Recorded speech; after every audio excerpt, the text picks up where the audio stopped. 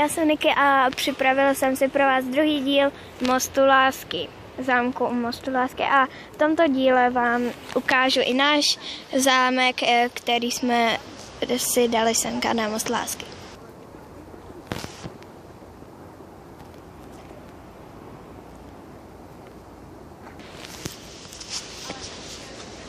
Tady někdo šel, takže to musím udělat celý odznova, protože jsem samozřejmě zapomněla, kde jsem skončila. Takže tohle jsou ty zámky a nevím, jestli jsem vám to už říkala, jsem to stopla, že v tomto díle vám ukážu i náš zámek na Mostu lásky. Teď přijde ta chvíle a tada, to je náš zámek. Už spolu chodíme hodně dlouho, je poměrně zrezlý, když se na to podíváte zblízka. Tak, klíč jsme hodili přímo doprostřed té řeky, což je někde přibližně tady.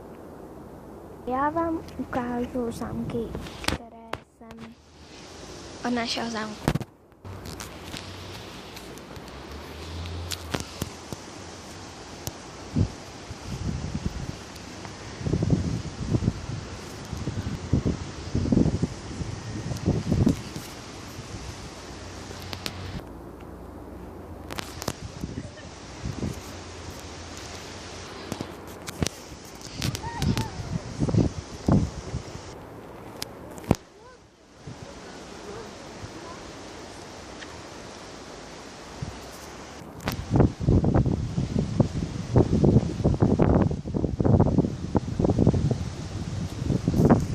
Jinak ještě jedno upozornění. Toto video dělal i můj kamarád.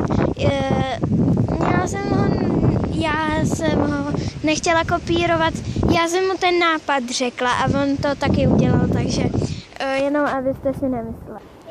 Jinak určitě odebírejte jeho kanál, je to kanál Myslím nějakej a určitě ho odebírejte a dejte mi lajky na všechny videa, pokud se vám budou líbit.